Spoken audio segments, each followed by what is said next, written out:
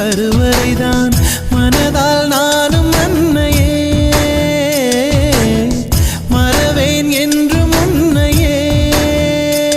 நான் பாலைவனத்தில் விதை போல் நீ பருவம் தந்த மழை போல் என் காதல் செடியில் பூவும் பூத்ததே. உன் விழி திறந்திருந்தால் விழியலி